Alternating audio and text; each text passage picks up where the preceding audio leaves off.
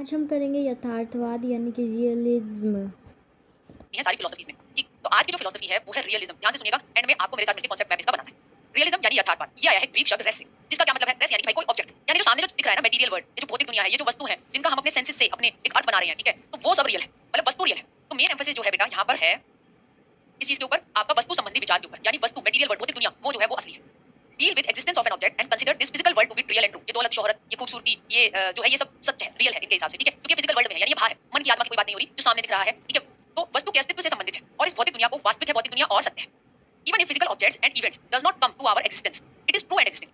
इसका मतलब क्या है कि बेशक भौतिक वस्तुएं और घटनाएं हमारे संज्ञान में ना आए, मतलब मान लो कि कोई चीज है, कोई वस्तु है, कोई सामान है, आपको समझ में पहले नहीं आया, आपके संज्ञान में उस चीज की समझ नहीं आई, मगर वो फिर भी मौजूद है और है। मान लो कि एक रॉकेट है, ठीक है, आपको रॉकेट साइंस समझ में नहीं आ रही, ठीक है, रॉकेट ऐसे बनाया, ये दो चीज है, मगर फिर भी वो भार तो है, ठीक है। तो ये कह रहा है कि बेशक भौतिक वस्तुएं और घटनाएं हमारे संज्ञान में ना, यानी अपने को जरूरी नहीं है हर चीज समझ में आए, पर फिर भी ये सत्य है और ये मौजूद है, ठीक है। रियलिटी जुड़ी हुई है इनकी किसके साथ? वस्तु, यानी कि जो भौतिक वस्तुएं जो सामने है वो रियल है, ठीक है। अरे बताओ, इस तरफ से खड़े होकर पढ़ाऊं या इस था के बाद रहा है तो इस वाले था के ऊपर चढ़ेगा, ठीक है।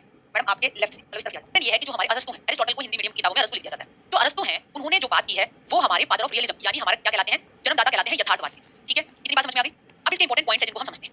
पहला है reality exist independent of the human mind. देखिए, जब उन्होंने कहा कि जो बाहर की चीज है वो सच है, ठीक है, तो वास्तविकता ह्यूमन दिमाग के परे भार ही है, तो सच है, ठीक है। ये गाड़ी, ये मर्सिडीज, ये पेन, ये भार है, ठीक है, तो भार की चीज जो है वही सब कुछ सच है, तो अपने भेजे को इतना यूज करना ही नहीं, ठीक है। रियलिटी यानी वास्तविकता जो है वो मानव मन से स्वतंत्र है। मानव मन का मतलब यहाँ पर क्या होता है? मन, ये दिल नहीं होता। फिलोसफी में ज्यादातर मन को जो है माइंड यानी दिमाग के पर्यायवाची के तौर पर यूज किया जाता है। Ultimate reality is the world of physical objects. असली जो बात है ना भाई, ये फिजिकल ऑब्जेक्ट जो सामने दिखाई दे रहे हैं, असली वास्तविकता वही है। फोकस है आपका बॉडी पे और ऑब्जेक्ट्स पे, यानी ध्यान आपका शरीर और वस्तुओं पर केंद्रित है। Truth is objective, that is what can be observe, यानी वस्तुनिष्ठ है ट्रुथ, यानी सत्य जो है इनके हिसाब से वो क्या है? सत्य वस्तुनिष्ठ है जो मनाया जा सकता है, ठीक है। मतलब क्या कहते हैं? रियलिज्म एक कॉमन एक्सेप्टेंस है वर्ल्ड की as it appears to us, यानी कि विश्व जैसे अपने को दिख रहा है, जो भार है वही सत्य है। ये बात कही है आपकी बटलर ने, ठीक है। दोबारा से करते हैं, देखिए, इन्होंने पहले कहा कि रियलिटी सब कुछ आउटसाइड है, चीजों के अंदर है, और चीजें कहां है? वही भार, फिनोमिनल वर्ल्ड, यानी कि ये जो घटित दुनिया ही सत्य है, ठीक है, यानी कि जो भार है वो सत्य है, ठीक है। समकालीन वर्तमान दुनिया सत्य है, क्योंकि ये हम अनुभव कर रहे हैं, ये हम अपने अनुभव, यानी कि हम इनसे अर्थ बना रहे हैं, ठीक है, हम अनुभव कर रहे हैं। जो हमारी सेंसेस हैं, यानी हमारी आंख, नाक, मुंह, ये जो हमारी ज्ञानेंद्रियां हैं, पांच जीभ, ठीक है, ये हमारे द्वार हैं जिनसे हम जो भार सत्य वस्तुओं के अंदर है उसका जो है अर्थ बनाते हैं। तो सेंसेस जो है भाई वो द्वार है नॉलेज का, यानी ज्ञानेंद्रिय ज्ञान के द्वार है। Real knowledge is perceived bye sense organs. इंद्रियां हमारे माइंड को संकेत देती हैं और माइंड भारी दुनिया से जुड़ता है। सिंपल सी ये चीज बताऊं, अब क्या मैं दिखाऊं आपको? चलो मैं दिखाती हूं। ये मोबाइल, ठीक है, मोबाइल क्या है देखा मैंने, तो मैंने अपनी आंखों वाली ज्ञानेंद्रियों का प्रयोग किया, ये बजेगा तो मेरे कान वाली ज्ञानेंद्रियों का भी यूज होगा। ये फिजिकल ऑब्जेक्ट है, ये भार की वस्तु है और अल्टीमेटली यही सत्य है, मतलब एप्पल का हो सकता है, तो ये सत्य है। मैंने अपने ज्ञानेंद्रियों से देखा, हो रही है चमक चमक, इसमें लाइट जम रही है, चमक रही है, तो मेरे ये सारे सेंस ऑर्गन से ये सारी बात मेरे दिमाग तक पहुंच गई। फिर मेरे दिमाग ने कहा ओ किसी की कॉल आ रही है, ठीक है, तो फिर मैंने उस तरीके से अर्थ निकाला और फोन को पिक करना तो पिक किया, तो मुझे यूं ही फालतू करना लगा तो मैंने उठा के इग्नोर मारा। तो यही है कि सेंसेस जो है वो हमारे गेटवेज हैं नॉलेज के। रियल नॉलेज वो परसीव करते हैं हम सेंस ऑर्गन से, इंद्रियां हमारे माइंड को संकेत देती हैं, हमारा माइंड जो है भारी दुनिया से जुड़ता है और उस तरीके से हम रिस्पॉन्ड करते हैं।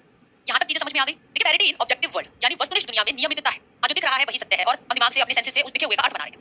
ज्ञानेंद्रियों के माध्यम से प्रत्यक्ष अनुभव प्राप्त होता है, ठीक है, जैसे कि ये पेन देखा मैंने, आंखों से प्रत्यक्ष अनुभव मिला, ठीक है, एक थप्पड़ मारो किसी को प्रत्यक्ष अनुभव मिलेगा, स्किन स्किन लाल हो जाएगी ना। तो ज्ञानेंद्रियों के माध्यम से प्रत्यक्ष अनुभव प्राप्त होता है। वह ज्ञान प्राप्त करने का एकमात्र वास्तविक तरीका है कि हम सेंस ऑर्गन से ही जो है वो ज्यादा ज्ञान लेते हैं। देखिए, प्रकृति बात, प्रकृति की बात, बच्चे की प्रकृति, बाहर नेचर, पेड़ पौधे झाड़ी वगैरह, उसकी बहुत बातें, वो यहाँ पर वो पेड़ पौधे झाड़ियों की इतनी बात नहीं है, ठीक है, वस्तु सत्य है, ठीक। Does not accept transgenderism. अब ये पहले बताने से पहले मैं एक और बात कहूंगी कि बिल्कुल भी जो है एक बात जब पढ़ रहे हैं ना, दूसरे वालों को बीच में घुसाकर नहीं करनी उसकी बात। अगर सीखना चाहते हो, दिमाग में चीजें बिठाना चाहते हो, तो अभी मत लाओ कि अरे मैडम इसमें आदर्श बात है, मैं बाद में कराऊंगी ना ये क्लास, जब हम सारी चीजों को कंपेयर करेंगे। आज जब इसकी बात कर रहे हैं तो आज बस इसी की बात करते हैं, ठीक है। जैसे कि आप मान लो कि आप किसी एक के गुण या दोष बता रहे हो, तो आज उसी बंदे को जानो, उसी की पहचान करो, दिमाग में कंपेयर करते हो। जैसे ज्यादातर क्या होता है, चलिए आगे चलते हैं, हम रेगुलरिटी इन ऑब्जेक्टिव वर्ल्ड पर हम आते हैं। जैसे वस्तुनिष्ठ दुनिया में नियमित, यानी ज्ञानेंद्रियों के माध्यम से प्रत्यक्ष अनुभव प्राप्त होता है। वह ज्ञान प्राप्त करने का एकमात्र वास्तविक तरीका, मैंने कहा सेंसेस से ज्ञान मिलेगा सारा, है ना, ज्ञानेंद्रियों से ज्ञान मिलेगा, तो वही एकमात्र तरीका है। डज नॉट एक्सेप्ट ट्रांससेंडेंटलिज्म, यानी पारलौकिकता को स्वीकार नहीं करते, यानी इसके परे क्या होगा, एंड में जन्नत है या फिर पारलौकिक संसार, यानी कि वहां पे जो है एंड में जो स्वर्ग में ये हो रहा है, तो इस चीज में कोई लेना देना नहीं, ठीक है। दुनिया से परे जीवन, लाइफ मौजूद ही नहीं है इनके हिसाब से। भौतिक दुनिया फिजिकल वर्ल्ड में जो मौजूद है, जो अभी है यहाँ पर, वही वास्तविकता, वही रियलिटी। स्वर्ग में सोने के फ्रूट लगे होंगे अलग अलग तरीके से, उनसे इनका कोई लेना देना नहीं है, जन्नत में हुए होंगी नहीं भाई। हमें आज की डेट में यही पे ये बात करनी है कि जो हमें फिजिकल वर्ल्ड में अभी जो मौजूद है भाई वही रियल है। कल लाइफ ऑफ मैन, ठीक है, मनुष्य के वर्तमान और व्यावहारिक जीवन पर यहाँ पर बल रहता है। केवल उन आदर्शों, मूल्यों और नियमों को स्वीकार करते हैं जो कि भाई प्रैक्टिकल है, ठीक है। थियरेटिकल नॉलेज यानी सैद्धांतिक ज्ञान जो अमूर्त दुनिया में ले जाए, जिसमें प्रैक्टिकल नॉलेज ना हो, तो भाई वो जो है उसका कोई मतलब नहीं है, बेकार है। ऐसी थियरेटिकल नॉलेज जो प्रैक्टिकल नहीं है, जो पारलौकिक दुनिया की बातें कर रही है, ठीक है, जिसका कोई सार नहीं है, तो भाई ऐसा ज्ञान जो है बेकार है, ठीक है, इसका कोई मतलब नहीं है और इसे पाना भी मुश्किल है, तो इसके पढ़ोगे ना ही पढ़ो, ठीक। इंपॉर्टेंट फिलोसफी क्या है? देखिए, इसके तीन पॉइंट आते हैं। एक आपका सत्य और यथार्थ। सत्य क्या है? रियल क्या है? जो बाहर है, फिजिकल ऑब्जेक्ट में, मटेरियल ऑब्जेक्ट, मटेरियलिज्म वस्तुवाद की बात करते हैं, जो सामने वस्तुओं में है वही real.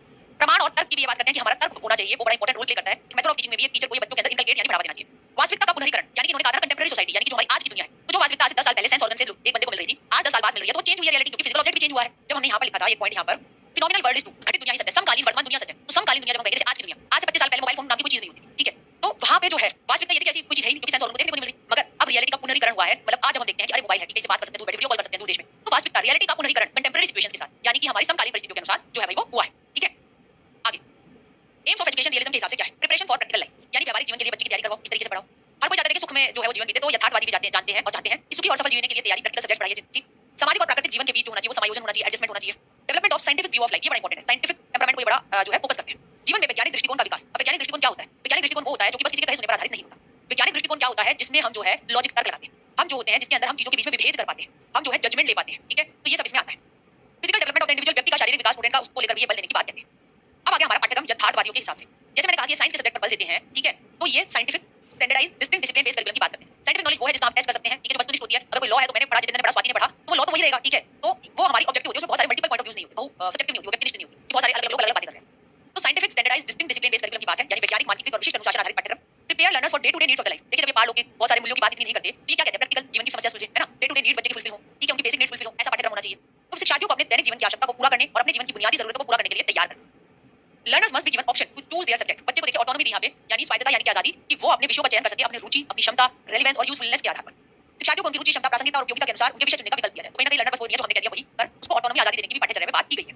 Interlinkages among different areas of studies और सब्जेक्ट्स। एक चीज इससे जुड़ी हुई है, इससे जुड़ी हुई है, इसको हाईलाइट भी करना है और इस पर बल भी देना है। यूटिलिटेरियन यानी कि उपयोगी पढ़ाई है, ठीक है? जो कि काम का हो, प्रैक्टिकल डेली लाइफ जो है उसमें वो उपयोग हो सके, ठीक है? Teaching of natural phenomena must be done by there mother tongue. मातृभाषा शिक्षण में आप जो है नेचुरल फिनोमेना कैसे होता है उसकी बात जरूर कीजिए। तो कहीं ना कहीं ये मातृभाषा शिक्षण पर बल देता है आपका कौन सा इज्म? यथार्थवाद, रियलिज्म। वोकेशनल सब्जेक्ट्स को इंक्लूड करें, यानी कि व्यावसायिक विषय, क्योंकि ये कंटेम्परेरी सिचुएशन में इंपॉर्टेंट होते हैं। व्यावसायिक विषय जो होते हैं वो कहीं ना कहीं लर्नर को तैयार करते हैं, उसको आने वाली जॉब के लिए, उसको सेल्फ इंडिपेंडेंट बनाते हैं, उसको सबल बनाते हैं। Teaching of physical world, particularly science and maths at school level. भौतिक दुनिया, विशेष रूप से विज्ञान और गणित के शिक्षण पर जोर की बात की गई। अब हमारी शिक्षण विधि कैसी? अब देखिए ये साइंस को फॉलो करते हैं, साइंस को मानते हैं बहुत अच्छा, तो कहीं ना कहीं ये साइंस के मेथड्स को प्रोपेगेट करेंगे। और साइंटिफिक मेथड क्या होता है? साइंटिफिक मेथड होता है खोज पे आधारित। साइंटिफिक मेथड होता है कि आप कंट्रोल कंडीशंस में करते हैं, किसी के कहे सुनने पर आधारित नहीं होता, चाहे कोई भी करे सेम रिजल्ट निकल कर आता है, यूनिवर्सल होता है, वस्तुनिष्ठ होता है। तो मेथड ऑफ टीचिंग यहाँ पर रहेगा आपका साइंटिफिक मेथड, यानी वैज्ञानिक विधि। Focus on attainment of objective knowledge. जैसे अगर मैं कर दूं force is equal to mass into acceleration. अब ये होता है ना, F is equal to ma, सही बोला ना मैंने? हां, अच्छा और कोई देख लेते हैं। फोर्स ma ही होता है मेरे ख्याल। Momentum P is equal to mv, है ना? Momentum is equal to mass into velocity, ऐसा होता है P इक्वल टू mv। मान लो कोई भी फिजिक्स का फार्मूला है, ठीक है? v square minus u square is equal to 2as, कुछ भी है। अब अगर ये फार्मूला है, इसको लेकर तुम लैब में कोई एक्सपेरिमेंट कर रहे हो, तो मैं करूं या तुम करो या कोई भी करे, ठीक है? अगर इसके बेस पर तुम्हारी रीडिंग्स निकल कर आ रही है, तो वो इसी चीज को पुष्टि करेंगी, वो फार्मूला नहीं बदल दोगे तुम। तो ऑब्जेक्टिव है। अगर साइंस के फार्मूले भारत में ये पढ़ाए जा रहे हैं, तो अमेरिका में भी यही पढ़ाए जा रहे हैं, फोर्स के ग्रेविटेशन के, ठीक है? ऐसा नहीं है कि अमेरिका में अलग फार्मूले पढ़ाए जा रहे हैं। तो ये वस्तुनिष्ठ ज्ञान है जो इस पर नहीं बदलता, कि चाहे उसे कोई भी कराए वो अपने इनपुट्स देगा, नहीं। वस्तुनिष्ठ ज्ञान जो होता है वो सेम रहता है, ठीक है? आगमन और निगमन विधि का यूज करते हैं। निगमन यानी कि रूल से एग्जांपल की तरफ जाना, और आगमन एग्जांपल से जो है वो रूल की तरफ जाना। सेल्फ एक्सपीरियंस, ऑब्जर्वेशन, अनुभव, एक्सपेरिमेंटेशन, इस चीज पर बल। Mastery of content and basics skills through demonstration and drill. कहीं ना कहीं देखिए यहाँ पर ये बात थोड़ी सी अलग थी कि ये क्या कहते हैं कि अगर आपको विषय वस्तु पक्की करनी है, ठीक है? तो टीचर प्रदर्शन करे उसे बार-बार और बच्चों को बार-बार प्रैक्टिस कराए। ड्रिलिंग होती है एक चीज को बार-बार कराना, ठीक है? ताकि वो चीज, वो विषय वस्तु और वो जो कौशल है वो बच्चे के दिमाग में पक्के होकर बैठ जाए। Role of teacher and learners, realism. यथार्थवाद में टीचर और लर्नर का क्या रोल है? टीचर का एक इंपॉर्टेंट रोल है, कि यहाँ पे हो गया टीचर यानी कि शिक्षक। Inculcate scientific temperament, scientific attitude and scientific view point. वैज्ञानिक सोच, वैज्ञानिक मनोवृत्ति और वैज्ञानिक दृष्टिकोण विकसित करने की कोशिश करेगा, ठीक? Joyful, simple, self interesting methods को एम्फसाइज करेगा। बच्चे खेल-खेल में खुशी-खुशी सीखें, सरल सीखें, खुद की रुचि से सीखें, ऐसी विधियों पर बल। और तर्कशील शिक्षण, मैंने कहा था लॉजिक बड़ा इंपॉर्टेंट रोल प्ले करता है, तो उस तरीके के शिक्षण पर बल।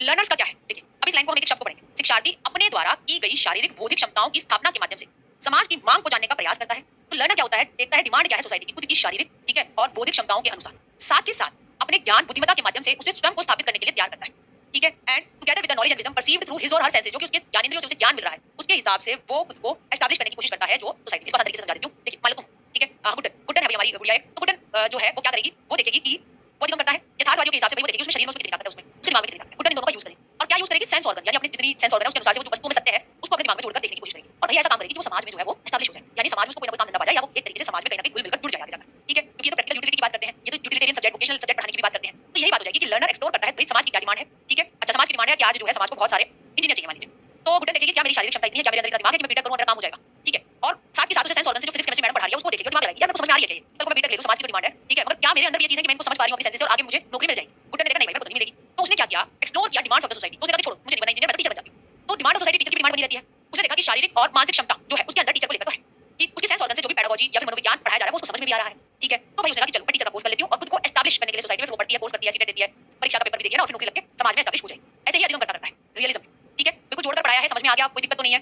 Learner under the guidance of his और हर टीचर। अब तुम अधिगम करता, हम दे रहे हैं गाइडेंस, तो हमारी गाइडेंस के अंदर रियलिज्म रहेगा कि आप अपना साइंटिफिक व्यू पॉइंट विकसित करते हो, कि वास्तविकता क्या है दुनिया की, उसको डेवलप करने का आप एक प्रयास करते हो, ठीक? मेन लोग जो इसको देने वाले थे वो थे एरिस्टोटल, जॉन लॉक का इस पे काम है, इमैनुअल कांत, जिन्होंने बहुप्रकारी रूप से इसे प्रमोट किया, और आधुनिक दार्शनिकता यानी जो मॉडर्न फिलॉसफी है जो कि आपकी प्रमोट करती है आपकी रियलिज्म को, उसको भी उन्होंने बढ़ावा दिया, ठीक है? तो यही था हमारा रियलिज्म। अब हम लिखेंगे अपना रियलिज्म का कॉन्सेप्ट।